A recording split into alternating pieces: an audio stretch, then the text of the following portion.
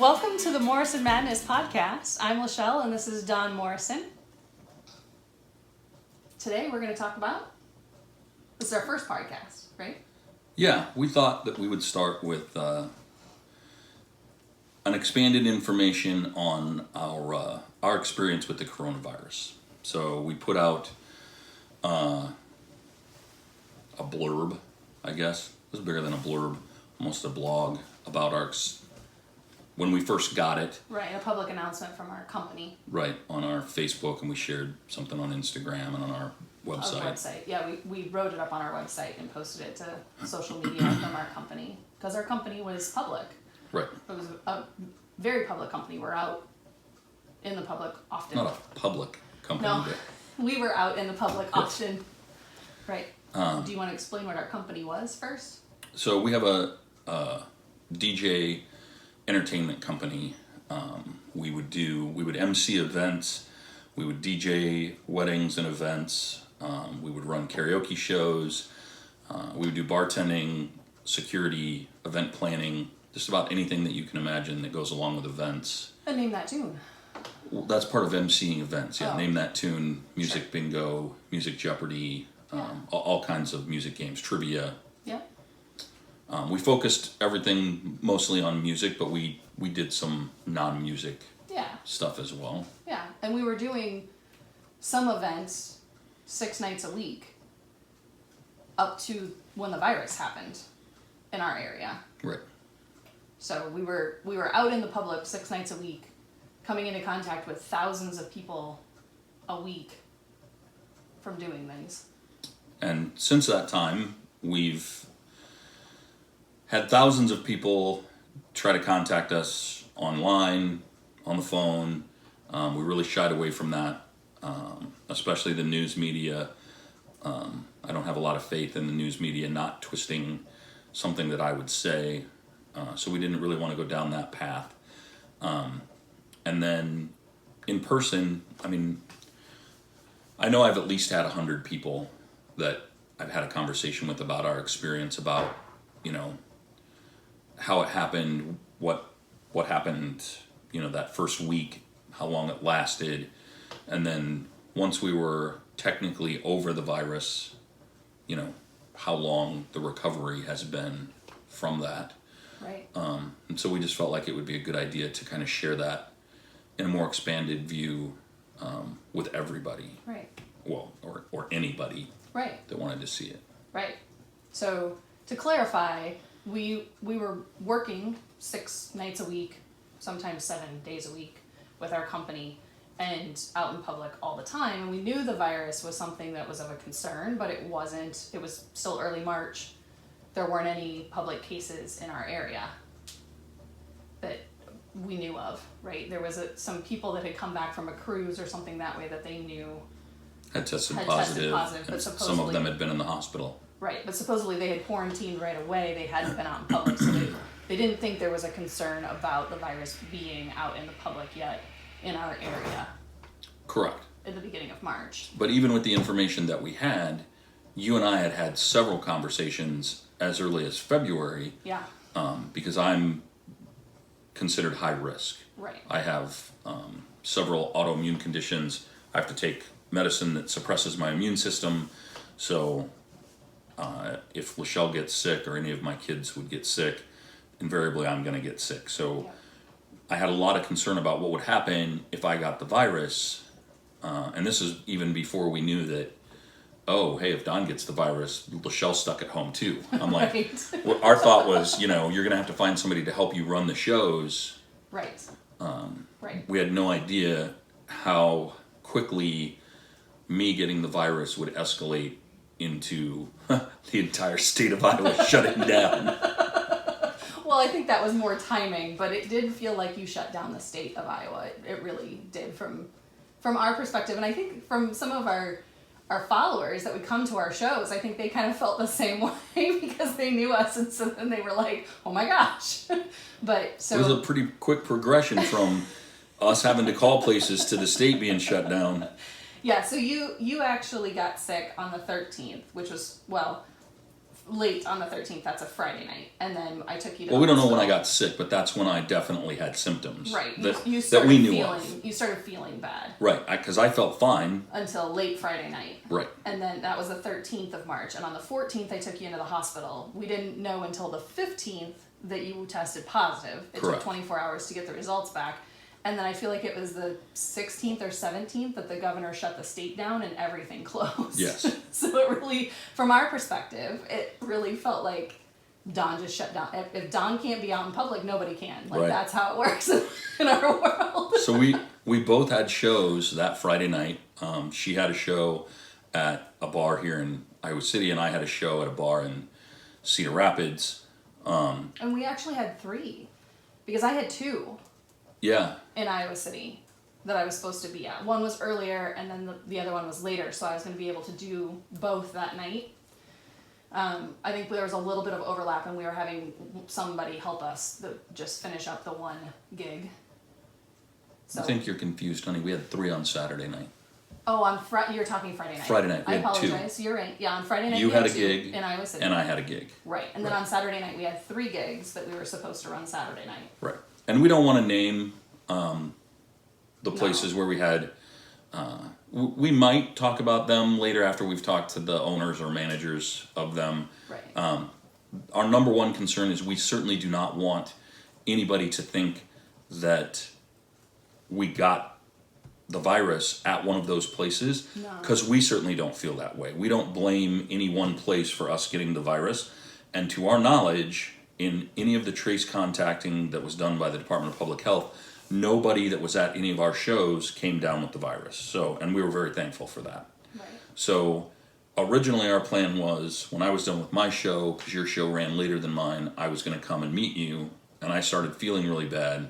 You started having a really bad headache, right? Yeah. It was a bad migraine kind Yep. of thing, which you don't get very often. No.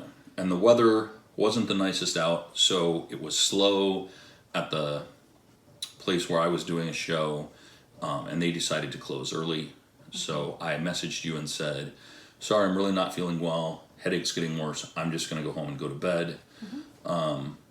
So that's what I did. I came home and went to bed. Right. It wasn't until Sunday, I feel like, that I don't remember the drive home. I don't Right. remember you coming home. Well, I tried not to wake you because I knew you weren't feeling well, but right, you usually wake up anyway. I don't remember much about the next day.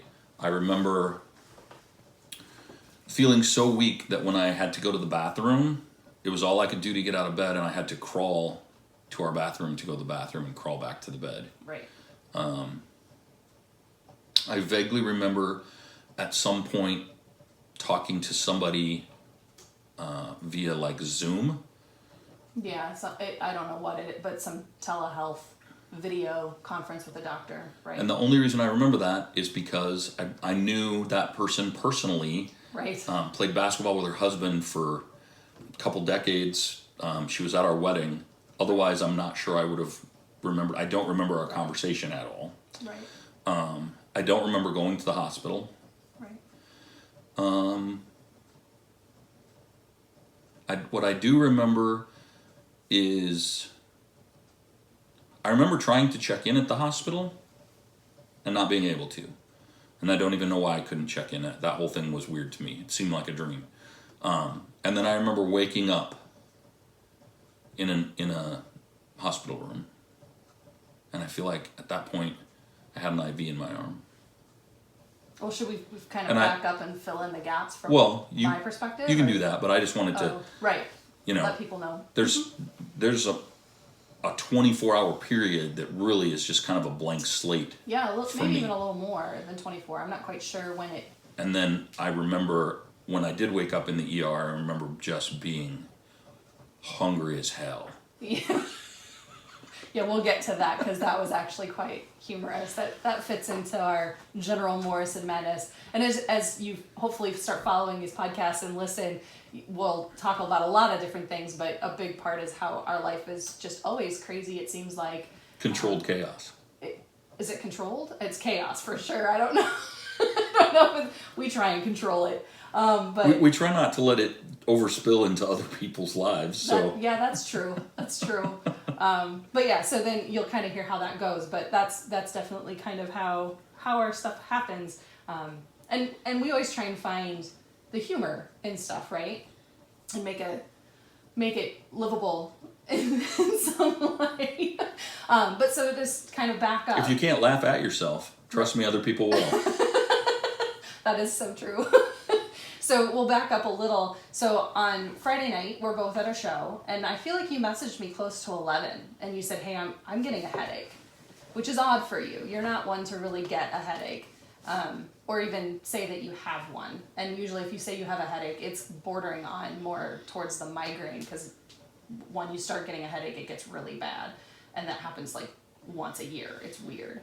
And so I thought, well, that's not good that you're getting a headache, you know. And you said, but it's slow here. They're talking about shutting down early. And I said, okay. And then I feel like within 10, 15 minutes, half an hour tops, you messaged and said, they're shutting down. I'm heading home. I'm going to go to bed. And I said, okay, great. And I still, so that's what, 11:15, 11:30 at night. And my show went until after 1. So, I mean, the show goes until 1, and then we have to pack up and what have you. So I knew I wouldn't be home till closer to 2. And so I knew that more than likely you'd be asleep. So I didn't plan on talking to you Friday night at all.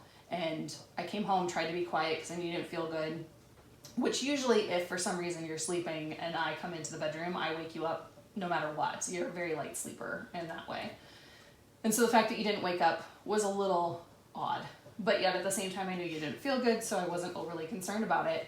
And then Saturday morning rolls around, and you normally would sleep 6 hours. If you sleep more than 6 hours, you really don't feel well. It's just not something that you do very often.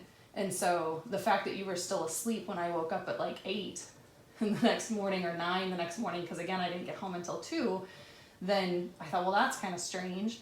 But I know you didn't feel well, so I thought, well, maybe you got up in the middle of the night, because sometimes that happens. You'll wake up and you'll, come out to the living room and watch a movie or something because you just can't fall back to sleep. And I thought maybe that happened, so then you needed more sleep. So I waited, and I feel like it was like 11 a.m. that I finally decided, no, I should better go check on you. And so I went in and I tried to check on you, and I got you woken up. You didn't really even want to wake up. And by the time I woke you up, then you were like, I need to go to the bathroom. And then at that point, yeah, you barely made it to the bathroom. And our bathroom is not far. Like, it's a master bathroom. It's in our bedroom. So Well, it's attached to our bedroom. Yes. Yeah. But so it's not far from the bed to the bathroom kind of thing. And it was clear that you were struggling to get that far, and you were so white. And I remember just thinking, this is not okay. Like, something's seriously wrong. And so then I waited until you got back into bed to make sure that you got there. And then I got onto the computer and I called into urgent care and said, am I able to bring him in? Because again, this is right when they're starting to think that the virus might be in the community. And so nobody has ever had tested positive yet in our community. And so other than the people that they knew came back from the cruise. Right. So no public first contacts kind of idea. And so they were like, no, we prefer that you call in and have him do a video conference and see if he needs to come in. And I said, okay. So I set that up, which would have been, I think the video conference was like 4 o'clock in the afternoon. So I waited, and then, or maybe it was 3. And then I woke you up. Like, I literally brought the laptop and into the bedroom and made you sit up in bed to have this video conference. And while you were video conferencing, you kept falling asleep with the doctor. And I mean, to the doctor's benefit, like, they even though they knew us, they didn't know us as a doctor. Like, they held the whole code and what have you. But it was clear that she was like, he doesn't seem like he's just tired. And I'm like, no, he's not just tired. Like, something's not right. He's not behaving well, and he's very, very pale, which is hard to see On a video. On top of the fact that our, bedroom isn't necessarily that bright. The window curtains and stuff weren't open. So, because you've been sleeping, so everything had been dark. It was just the overhead light, which isn't very good lighting for a video in that way. And I was like, he's not okay. And so she was like, yeah, I feel like maybe he should come in. So then that was a whole next battle. of trying to get you dressed and not fall over, heading to the car, and getting you in the car. And then we get towards the ER, and I ask you, you know, do you want me to walk you in? And you're like, no, I've got it. I'm thinking, no, you don't. You don't have it, but sure. If you fall over in there, somebody's going to pick you up at this point, because there's not a whole lot I can do. There's no parking near the door at the hospital. You told me later that you told me at the time, you're already pre-checked in. All you have to do is go in and tell them who you are. Yes, and that's what the doctor on the telehealth thing said was, we'll let the ER know that you're coming in, because again, at that time, it was new. Like literally that 2 days before, a day before, they started this whole new process where you had to do. So I don't remember you telling me that in the car, but I vaguely remember going up to the lady at the thing and saying, you know, my name's Don Morrison. Right. We called in. Right. They want to see me. Right. And then she acted like she'd never heard of me, didn't know anything. Yeah. Like I was making the whole thing up. Right.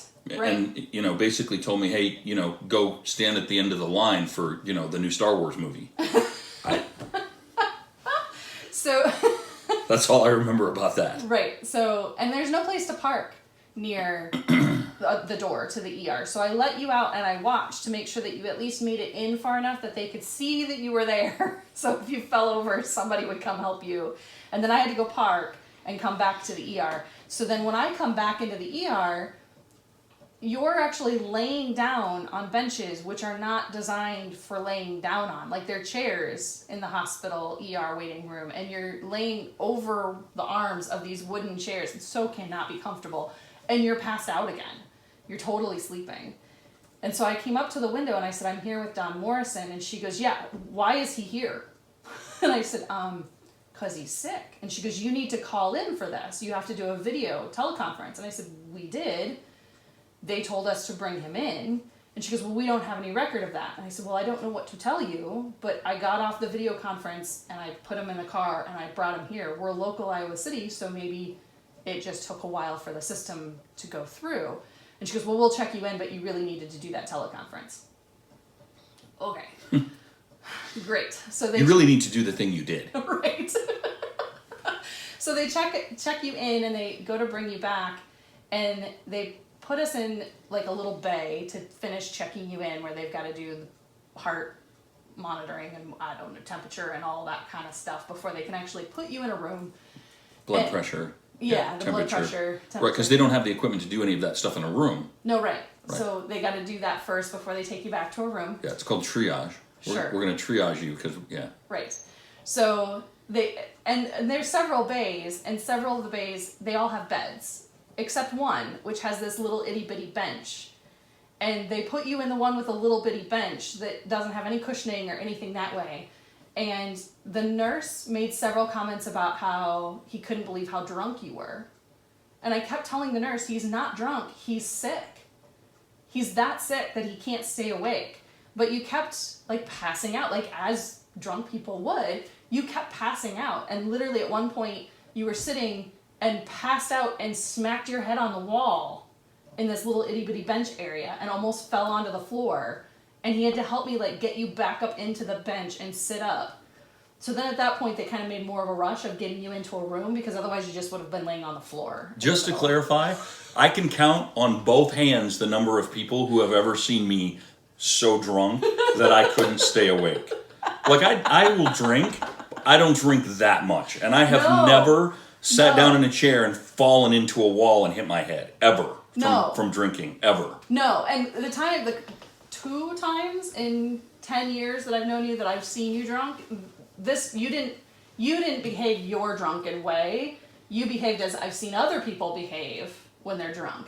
But you would not be like this if you were drunk, if that makes sense. But anyway, and so then they finally get you back into a room, and so then at this point, then they were like, oh, well, now we need to gear up. So now they're coming in the hazmat suit kind of things, the masks and what have you, which at the time was very unusual.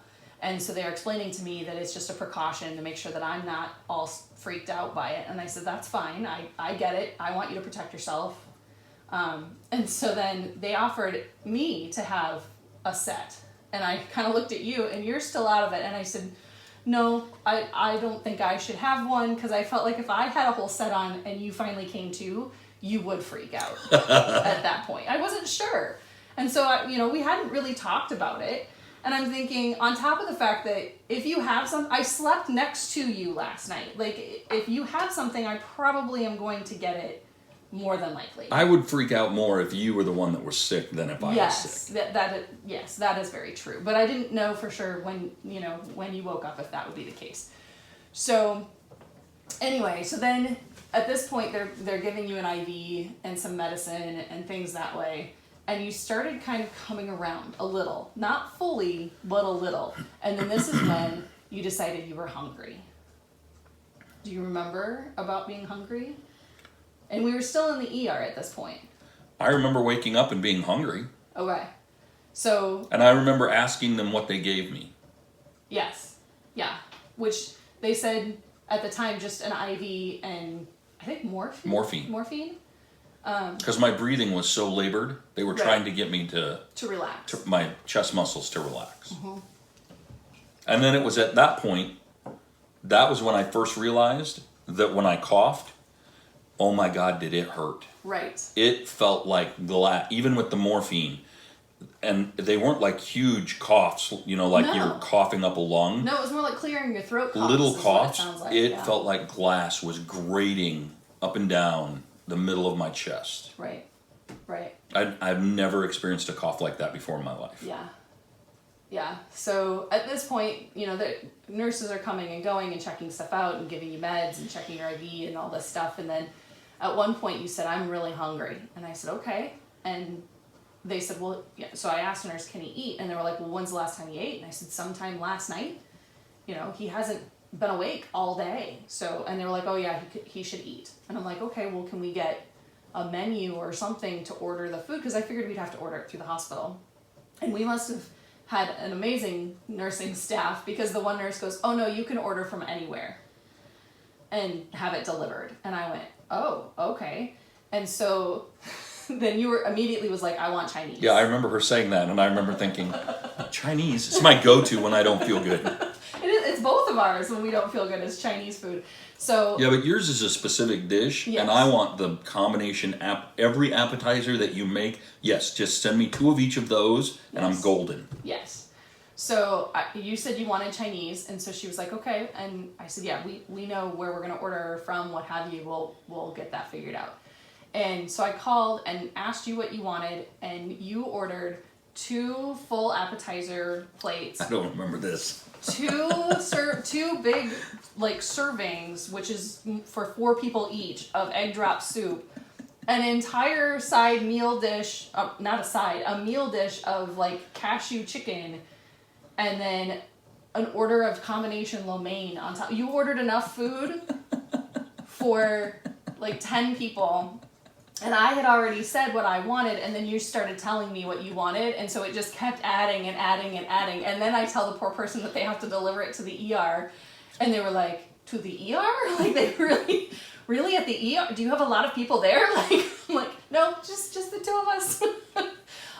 And so then I had to let the nurse know that the Chinese was coming, and I said, and I apologize, it's a lot. And she goes, oh, okay. And I said, no, I really am sorry, it's a lot. He's still not quite with it, and he evidently is very hungry. So she walks in with 2 big grocery bags full of Chinese food for us, because they wouldn't let me back out of your room at that time. And again, we still don't know whether or not you had the virus, but they're taking all the precautions like they should have. And so at that point, then they basically quarantined me in the room with you. And so then they bring the Chinese to us, and we were still in the room for another, hour or so. And then they moved us to another room that would be where you would stay. And that was a negative pressure room. So then the air actually gets out of the filtered. ER, right. Yes, out of the ER. Yes, into a special room in the hospital with negative airflow. Right. And so then I'm having to lug these 2 big bags of Chinese food behind your wheelchair as they're pushing you through. And we were all decked out in all the garb and all of that. And we get to the other room and get you settled, and you're still eating. And then I feel like by that point you were somewhat with it. So they tested me though in the ER. Oh yeah, well yeah, they took the blood samples to test for the coronavirus. Well, and the nasal swab and the throat swab. Yeah, they did all of them. Yes, that one up each nostril and then down my throat. Yes, which you hate. So that was not pleasant. Yes. No. So they tested you lots. And, I mean, we didn't know the results, but yes, they did all of the testing in the ER and then sent you to the negative pressure room. Didn't they? Now, maybe I dreamt this, because again, I don't remember everything. Didn't they send me to get a chest x-ray? Yes. Yeah, they did take you for an And the chest x-ray came back, because they thought maybe I had pneumonia, but the chest x-ray came back clear. Clear, yep. Yep, no, that's true. Okay, I thought that happened. I wasn't sure. Yeah, nope, I forgot about that. So then we get to the negative pressure room and we get settled in and I can tell like, okay, you've eaten, you're feeling a little bit better, you're not white as a sheet anymore, I'm not as concerned about you dying on me. And so then I'm thinking at this point, like we went to the ER close to 5 o'clock. At this point it's like 11:30 at night. Well, and at some point in there, they came in and gave me medicine to take pills. In the negative pressure room. Right, that night. Yeah, shortly after we got into the room. And I know one of them, because I had to ask what they were. Right. And if they told me, I don't remember them telling me, which is why I had to ask. No, they didn't tell you. And one of them was a blood thinner, and I think the other one was some type of a steroid. Right. Yep. And so, because you even asked, you were like, why a blood thinner? And they're like, we've heard this might help. And we're like, okay. So, but then again, it's like 11:30 at night. I can tell that you're feeling better and you're pretty much just going to want to go to sleep. And they told me that I could sleep on the couch, chair kind of thing that's in your room. And so then I asked, I was like, is it all right if I leave and go home? We live right here in Iowa City. If something happens, you can call me. I can come back right away. And they said, oh no, that's probably even better because technically you're not supposed to be in the room with him. And I went, oh, we had no idea. You were the first person to come in with possible coronavirus to the hospital. And so they didn't want to tell me that I couldn't stay with you at the time. Right. Kind of thing. They weren't sure how to approach that. So the fact that I left was they preferred. So then I came home and then I talked to you the next day and... So you skipped out on a bunch of what happened Saturday night though. Okay. So Saturday night we had 3 events. Oh, yeah. So at Saturday, once I realized that I was taking you to the ER... So I had an event in Cedar Rapids. Yep. And we had 2 events here in Iowa City. Right. And one of our sons normally helps with one of the events. And so you had to call and cancel whatever event that I was going to do. Right. And then you had to call and cancel your event. Yep. And Dolan, our son, went up to Cedar Rapids and did the event in Cedar Rapids. Right. Yep, that's true. But I was calling around to see if people could cover our events yet for Saturday night because we had yet to miss an event from being ill in 8 years that we've had the company. And so I was trying everything I could to get them covered and I just couldn't find people to cover. But that's a whole nother kind of topic. But anyway, and so the next day, on Sunday then, when I talked to you, you were going to have me bring you stuff to work on because you were feeling better in the hospital, so you wanted like your laptop and what have you to just work on some stuff. And then you called back like 15 minutes later about the time I was about ready to walk out the door. The only reason that I brought up the stuff about the night before is because that next morning, Sunday morning, while I'm in the hospital, I get a phone call from the place in Cedar Rapids that Dolan had done the event. Right. And the manager called me and said, what's the issue with you telling everybody that you have the virus and making them close early? And I said, that's not what happened. I said, I don't know where you heard that from. Right. I said, I wasn't there last night. I never told anybody that. Right. We didn't ask anybody to close early. Right. So I don't know what's going on. And he was really angry and he said something else. And I said, well, just so you know, I did go to the ER last night because I was really sick. They did test me. I don't have the results back, but they have put me in isolation under quarantine. Once I have results, I will definitely let you know. Right. And I think that's a really good place to pause for right now, and we'll come back and finish the story or continue the story at least in the next podcast. Hopefully you'll see you there.